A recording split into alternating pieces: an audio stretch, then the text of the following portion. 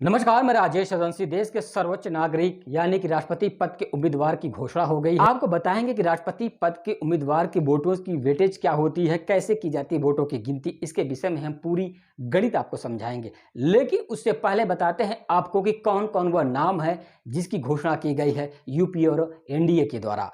UPA की तरफ से आपको बता दें कि यशवंत सिन्हा का नाम सामने आया है। वहीं आपको मालूम होगा कि एनडीए की तरफ से द्रौपदी मुर्मू को पहली बार किसी जनजाति महिला को राष्ट्रपति पद का उम्मीदवार बनाया गया है। आजादी के बाद पहली बार किसी जनजाति महिला राष्ट्रपति पद का उम्मीदवार बनाया गया है। उड़ीसा की पूर्व राज्यपाल द्रौपदी मुर्मू को एनडीए के द्वारा घोषणा की गई है राष्ट्रपति पद के उम्मीदवार की। द्रौपदी मुर्मू को जब इस बात का पता चला कि हमें एनडीए के तरफ से राष्ट्रपति पद का उम्मीदवार मनोनीत किया गया है, तो आप उनके खुशी का ठिकाना नहीं रहा।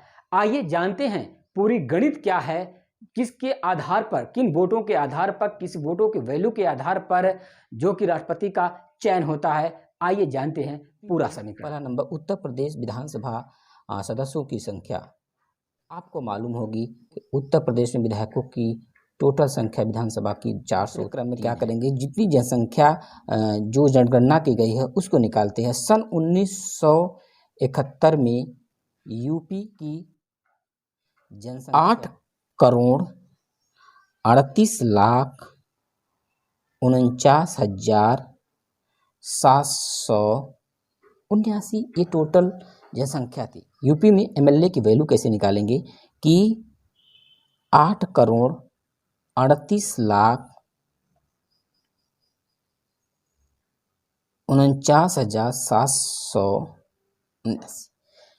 अब इसको हम क्या करेंगे कि जितने विधायक हैं टोटल विधानसभा के सदस्य हैं, यानी कि उत्तर प्रदेश में 403 हैं, गुणे 1000 करने के बाद जो आंकड़ा आएगा विधायकों का, जो वैल्यू आएगी वह 0 पॉइंट यानी 208.06 ये हमारे एक विधायक का वैल्यू है उत्तर प्रदेश में। अब हम 403 विधायकों के वैल्यू कैसे निकालेंगे, पूरे उत्तर प्रदेश के विधायकों के वैल्यू कैसे निकालेंगे, आपको बताते हैं। टोटल यूपी एमएलए की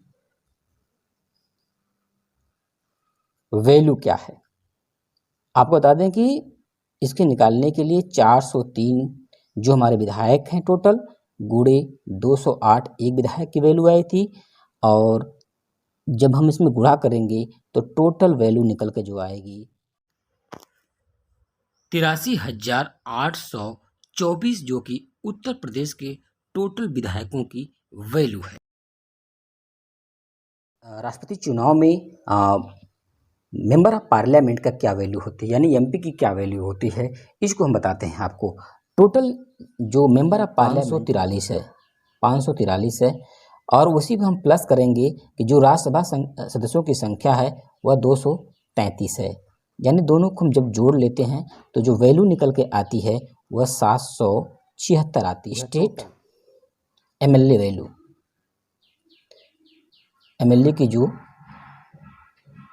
वैल्यू है यानी वह है टोटल, आप बता दें कि 5,49,495 यह है टोटल।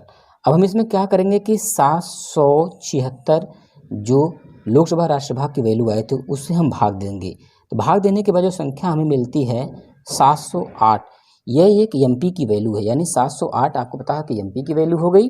टोटल एमपी की जो वैल्यू है इसको हम कैसे निकालेंगे, यानी कि 776 गुणे 708 जो एक एमपी की वैल्यू आई थी उसमें हम गुणा करेंगे।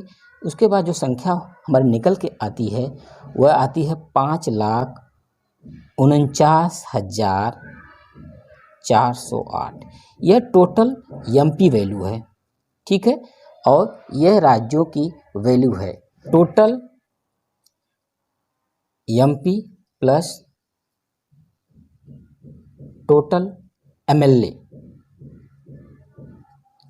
को हम प्लस करेंगे, जो संख्या निकल के आती है वही हमारे राष्ट्रपति के चुनाव में सबसे अहम रोल अदा करती है। एक राष्ट्रपति के चुनाव के लिए आपको पता होना चाहिए कि लगभग 50% वोटों की जरूरत पड़ती है। अगर एनडीए पूरा वोट द्रौपदी मुर्मू को करता है, फिर भी राष्ट्रपति का वह आंकड़ा, जो पद का वो आंकड़ा है, जो रेशियो है 50% प्लस 1 वोट, वह आंकड़ा नहीं छू पाएगा।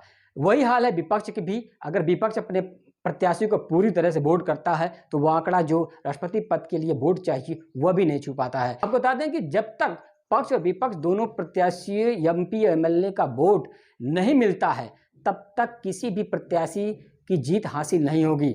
बिना विपक्ष के सहयोग के राष्ट्रपति पद का चयन करना, यानी द्रौपदी मुर्मू को राष्ट्रपति मनोनीत नहीं किया जा सकता है। यह जो वोटों का जो वेटेज है उसके अनुसार आप निकाल सकते हैं। अगर द्रौपदी मुर्मू राष्ट्रपति बनती हैं तो भारत की आज़ादी के बाद पहली बार कोई जनजातीय महिला राष्ट्रपति निर्वाचित होगी। क्या यह जानकारी अगर अच्छी लगी हो तो हमारे चैनल आर इंडियन को लाइक सब्सक्राइब करना ना भूलें। जय हिंद, जय भारत।